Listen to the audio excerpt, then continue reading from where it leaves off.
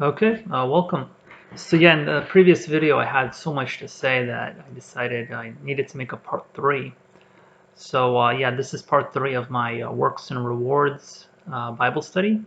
So I already talked about bad works, good works, Christ's works, and acceptable and perfect works. So yeah, I'm actually just wrapping this up. Got like two verses left to cover here, but they're very important verses, and there's really a lot to say here. So this I guess you could say this Bible study a bit more about uh, rewards in heaven, and this is sort of like an abridged version. I could have another Bible study on its own about this topic, but rewards for in heaven for saved people. So this is about saved people specifically, their rewards in heaven. So I'm going to read out of 1 Corinthians chapter 9. Yeah, 1 Corinthians chapter 9, verse 24. So 1 Corinthians 9:24. Know ye not that they which run in a race run all, but one receiveth the prize? So run that ye may obtain. Verse 25. And every man that striveth for the mastery is temperate in all things. Now they do it to obtain a corruptible crown, but we an incorruptible. There is so much to say here. Yeah, there's so much to say here, and I think it really explains kind of the Christian life a little better. But yeah, there are works involved, and you should do good things, and you should do what God asks you to do. And here it says that uh, they all run, but one receiveth the prize. Now, in this context, it's a little different. It's not like there's one Christian that wins or something. You're like, oh, you win at Christianity or something, or like it's a point system. And I feel like some people treat it like a point system where there's like it says that one wins, just one wins. No, like there's more people that can win. You serve the Lord, you get rewarded for the work you put in. Just like you have a job, you work, you get paid a salary. Yeah, you do, and that's pretty much how that works. And God's gonna reward you for serving Him. Otherwise, it's like, well, yeah, I'm saved, because a lot of Christians think like I'm saved, whatever. I'm just gonna do whatever. And that's what some people think. They think like, okay, if you can't lose your salvation, then what's the point? What's the point of doing anything? It's like, well, if you're saved and you go away from God, and you're gonna live a bad life, and then but in your heart you're like, I'm still going to heaven, then you're gonna be like that prodigal son. God's gonna come after you. He's gonna punish you. If you're God's son, it's gonna bother you, or daughter. It's gonna bother you that you're sinning.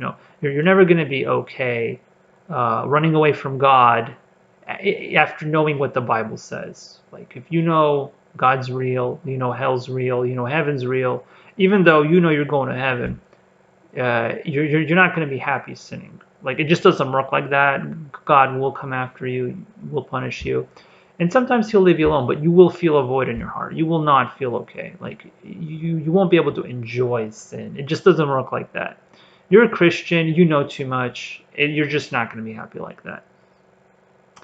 Knowing that hell's real and that people are going to hell, you're just not going to be like, it's going to be very hard to forget that, to kind of blot out that idea out of your head. It's just not going to work. Um, and so, like, basically what I was saying is like, so a lot of people can win. It's not like one person's going to win, like in a race. Like everybody, like a lot of people can win, but you have to run. If you don't run, if you just walk or crawl, then you're not going to get very far. Or if you run backwards, that's basically what a lot of Christians are doing. They're running backwards instead of running forward and doing what God tells them to do. They're either running backwards or they're looking off to the side. Hey, like I wonder what everyone else is doing. You're not supposed to worry about what everyone else is doing. You do what God told you to do. Don't, like, that's what Christians do too. They'll start looking at each other like, well, is he doing right, or is she doing right, or what are they doing? No, it's really bad. You do what God told you to do, and don't compare. If you compare, comparison. So I read this. I heard this somewhere. Very good quote. Comparison is the thief of joy. Very good quote. Comparison is the thief of joy. If you compare yourself to others, you will become miserable, because you will always find someone doing better than you, spiritually, emotionally, physically, financially, whatever. Someone will always be smarter than you, prettier than you, whatever, more handsome than you. If you compare yourself to others, you will get depressed very quickly. Instead, you should judge yourself by what God has you to do and how well you've performed what God told you to do. That is how you should judge yourself, based on God's standards, not people's vain, ever-changing standards. And you will not make everybody happy. If you do what God told you to do, that means someone will be unhappy. But those that want to serve the Lord like you do, they'll appreciate it, and you will end up gravitating towards those kinds of Christians that want to serve the Lord. Birds of a feather flock together. So if you want to serve the Lord, you will gravitate towards others, and they will gravitate towards you. Like-minded people will find each other. If you want to be a backslidden Christian, you will find them. There were plenty in churches. You will find those backslidden Christians in church that have low standards, and you will be in an echo chamber.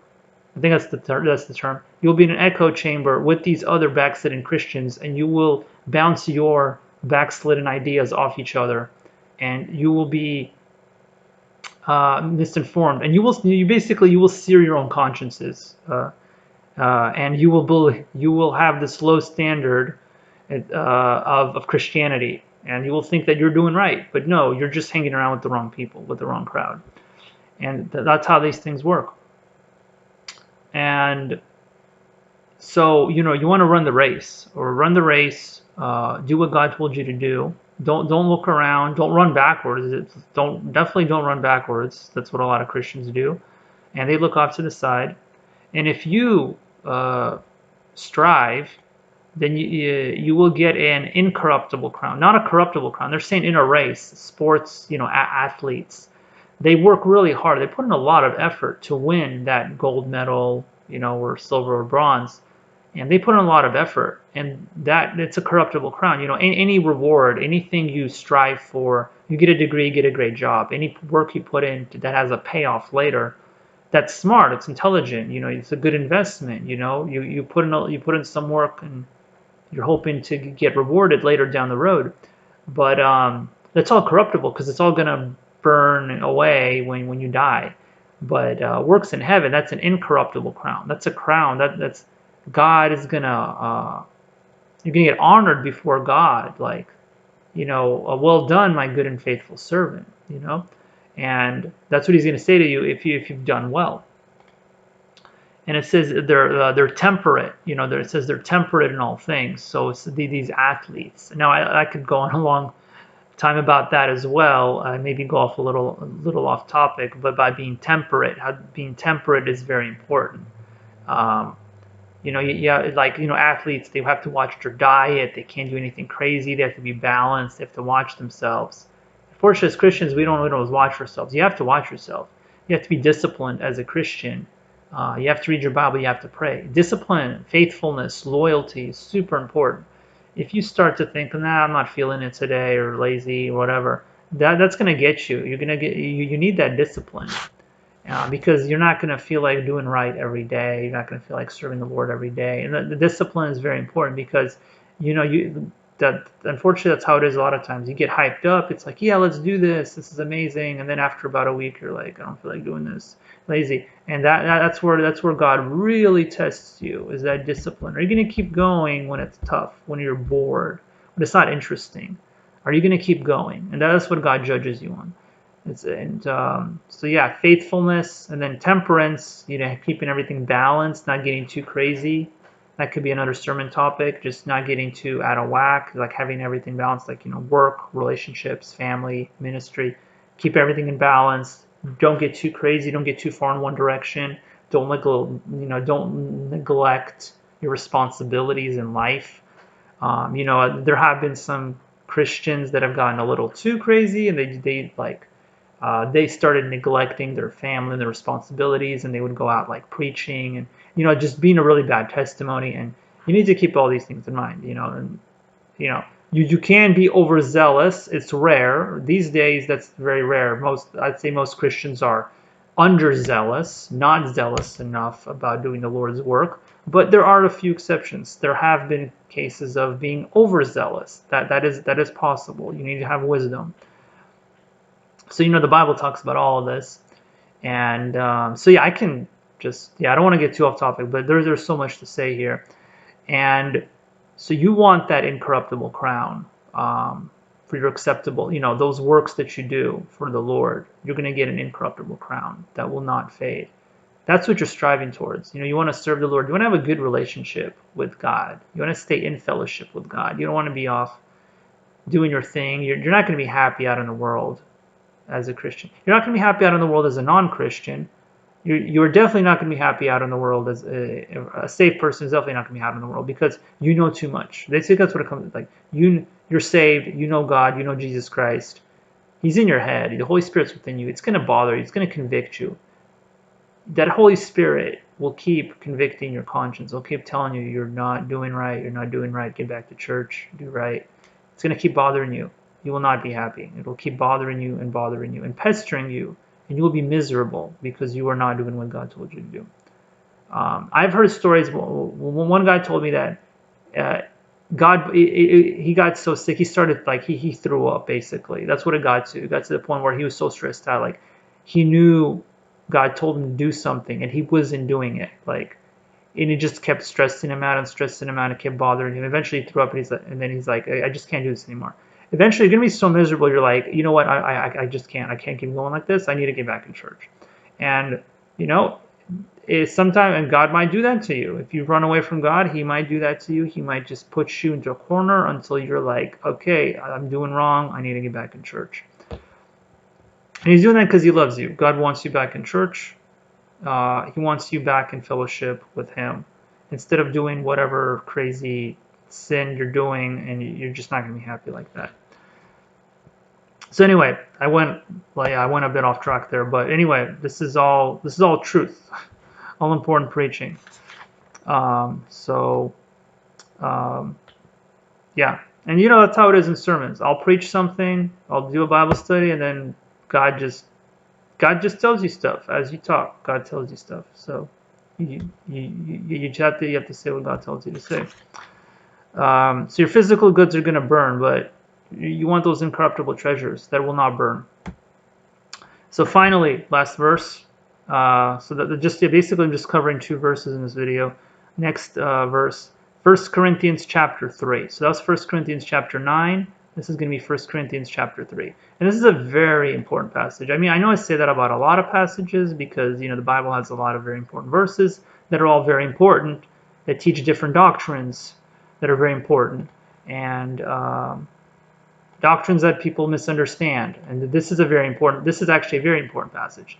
1 Corinthians chapter 12, verse 12. 1 Corinthians chapter 3. 1 Corinthians chapter 3, verse 12, all the way to verse 15. And this passage could be its own video, literally. I'm already at 13 minutes and I just started talking about this. So yeah, there's so much to say here. Verse 12. Verse you know what? Let's start in verse 11. Verse 11 is pretty good. Further foundation can no man lay than that is laid, which is Jesus Christ. So Jesus Christ is your foundation. That's it. That's the beginning of your foundation. Now you're going to build stuff on that foundation. So in verse 12 here it says, now if any man build upon this foundation gold, silver, precious stones, wood, hay, stubble, every man's work shall be made manifest. For the day shall declare it, because it shall be revealed by fire, and the fire shall try every man's work of what sort it is. If any man's work abide which he hath built thereupon, he shall receive a reward. If any man's work shall be burned, he shall suffer loss, but he himself shall be saved, yet so as by fire. Okay, so I said a lot here, and there is a lot to dissect here, actually. And this passage is a very good eternal security passage. It shows that you cannot lose your salvation. And one time I saw someone ask a pastor about this passage, and it was a church that did not believe that that you keep your salvation. They believed you could lose it. So this church taught you can lose your salvation. Someone in this church brought this verse to the attention of the pastor, and the pastor could not answer it. He just kept kind of wiggling around that passage, wiggling around it, but he couldn't answer it because that verse contradicted their doctrine. And that's one very important thing to know. If you find a passage in the Bible or a verse, whatever, that contradicts your doctrine, you change your doctrine. Your doctrine's wrong. That's basically it. You might have been taught stuff that's wrong and that's anti-biblical, and you might not understand that. It might take you years to find out that you were taught something that's wrong. And you might be a pastor. You might have been preaching for 20 or 30 years and find out you were wrong about something. That's not good. I mean, if it's a minor thing, okay. Hopefully it wasn't like a huge thing, but that happens. And pastors don't want to admit that. They think they've been teaching the Bible correctly their whole life, but that's not true. And those are actually the hardest people to get them to change their mind. If you talk to a pastor and tell them, hey, like, what about this verse? This actually doesn't teach what your church teaches. Then they'll fight you. They'll fight you. They will not change their beliefs, no matter how convincing you are or how many verses you show them, because they have said in their heart that they don't believe this, that they believe a certain way. So that could be its own sermon. So there's on traditions, so many traditions passed on as doctrine. So this is a very important passage because this teaches that salvation is permanent and you cannot lose it. So very important eternal security passage actually right here. So anyway, so you can use this passage if someone ever shows you. And there's more. I'm going to have another Bible study just on eternal security verses. In fact, I think, yeah, in one of the next few videos, I'm definitely doing that. Very, very important topic. So anyway, verse 12 it says, if any man lay upon this foundation gold, silver, precious stones, wood, hay, stubble. So those are works. So those are like not just like the good. No, these are like the acceptable and perfect works. So the gold, silver, precious stones, those are good materials. Like when you do acceptable and perfect works, you're building with that gold, silver, precious stones. Those are good work. Those are acceptable and perfect works. The wood, hay, stubble, that's flesh work. That's gonna burn, because these works, you'll see it in it says in the verses. These materials that you're building with, they're gonna pass through a fire. So wood, hay, stubble, that burns. So these works for the flesh that you're doing, they're all going to burn. You're not going to get a reward for serving your flesh. But the gold, silver, precious stones, those are works where you were serving God and serving Him correctly, not with a selfish motive, with the right motive, trying to please God. That's what you get rewarded for. God rewards you for that. And that's where you get your gold, silver, precious stones. And that will pass through the fire. And you will get a reward for it. So yeah, in verse 13 here, it talks about how the works are going to pass through a fire. So notice, this is the judgment. This is the judgment seat of Christ, actually. This is where saved people get judged. So this is not the judgment for lost people. Lost person's judgment is very bad. It's very black and white. It's you're judged for your works, and you fail, you're going to hell. That's it. This is very different. The fire is not judging you. Your works are passing through the fire. So the works, not you yourself, your works are passing through the fire. And you might have done a lot of bad stuff. Your works might all be wood, hay, and stubble, and they'll all burn, and you have no reward in heaven whatsoever. No inheritance in heaven. You're going to heaven, but I don't know what that is. Second class, third class citizen. I don't know. You're still getting a mansion. Like I couldn't tell you.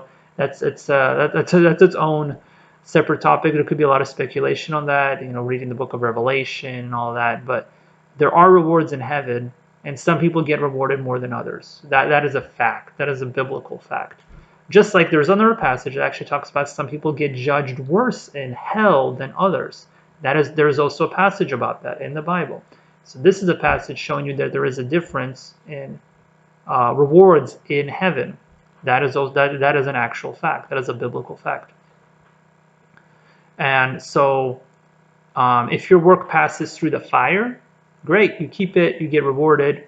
And then verse 15 is that eternal security verse I was talking about. It's very important. If any man's work shall be burned, he shall suffer loss, but he himself shall be saved, yet so as by fire. So your work burns, you lose your work, but you're saved. Like literally says that. Like I don't know how you explain it any other way. Like how do you explain away that? I don't know. Like how do you interpret that? If you don't believe that If you believe you can lose your salvation, then you will never be able to explain that verse, ever. It's there, and you will never be able to find a good explanation for why that verse doesn't contradict your beliefs. So just understand. And there's other verses too that I just think that's like one of my favorites to use for that, for eternal security. And so that's something, and that is a very touchy topic, eternal security, and and there are verses that make it look like you can lose your salvation, which is why I understand when people don't want to believe it, because the Bible does have verses that go both ways, and there are reasons for that. But that's its own, that'll be its own video on rightly dividing the word of truth. That'll be its own video. And so it's very important. So here in verse 15 it says that you're saved. Your works burn, but you're still saved. So great, you're going to heaven either way, right? If you're a Christian, but would you rather get rewards in heaven, or would you rather just have all your work burned? So you have a life, your short life. You'll get some joy and rewards from serving yourself. Yeah, sure, you can live a selfish life.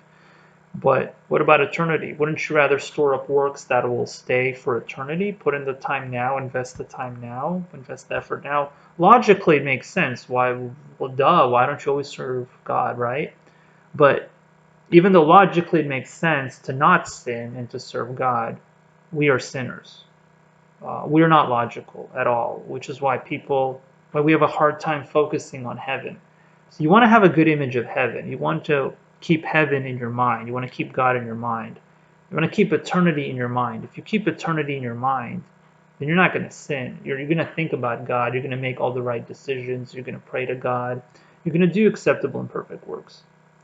However, if you lose sight of God and of heaven and eternity, then you're going to look at the earth. You're going to look at the world, and you're going to focus on what you see in front of you in the physical realm. And then, you're just going to sin.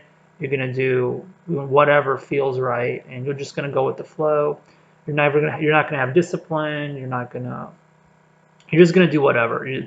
And you might do some good stuff, but you will never be the kind of person God wanted you to be. You'll never be able to serve God in that full capacity and have the life God wanted you to have. You're just gonna do whatever. And a lot of us fall into that category, and it's very easy to fall into that category. So you want to be away from that. It's very hard. It's a discipline. It really is a discipline. But anyway, this passage is very important because it shows just how important it is. So those perfect works, there is a reward for those perfect works and acceptable works. So the good works, that a non-Christian does, there's no reward for that. The rewards are for doing what God told you to do, and that's not just some good thing. And so yeah, very important. So anyway, I think I've covered everything I wanted to cover, plus went off topic probably a few times as well. I mean, I somehow managed to turn this into a 3-part video. I don't know how I did it. Yeah, but there's just so much to say. Like, the Bible is a very vast book, so much to preach. Anyway, so these last few verses I mentioned about eternal security and all that, and works, that could be its own topic. I have more verses on this. This is just kind of like a brief overview of what I was talking about, but I just wanted to cover these 4 main works. So you have the non-Christian. So just to summarize in conclusion everything I've been saying over the last 3 videos. So you have the bad and the good works. That's what a non-Christian does. They think of it as bad and good, and if I do more good than bad, then God will accept me. That's how a non-Christian thinks, and it doesn't work. That's pretty much all false religions. They all have this work salvation where you do more good than bad, and then great, then maybe you'll go to a purgatory of sorts or something, or reach eternity. In Buddhism, they have nirvana, where it's like you're free, and that's it. They think of bad and good. Well, it doesn't work like that. In a Christian mindset, there's Christ's work. Christ died for me on the cross. I'm free. Okay, I'm going to heaven no matter what now. And then now I'm going to do acceptable and perfect works to serve God. Very, very different mindset. You're definitely going to heaven, and now you serve God because you're saved. You don't serve God to get saved. You serve God because you are saved. That's a very different mindset. Very different mindset. So you're not working towards something. You are working out of gratitude. You're out of gratitude for being saved. So it's reasonable for God to expect you to serve Him. And then this is out of gratitude. Not and so if you're saved, it shouldn't be out of fear. It shouldn't be out of fear. It should be out of gratitude. Um, so anyway, yeah. Anyway, I think I'm gonna cut it off there. I've said so much. So yeah, I'm just gonna keep posting videos. I hope God does something with this channel. That'd be great. I'd like to see God work through this somehow. So yeah, I'm just gonna keep at it. So see you next time.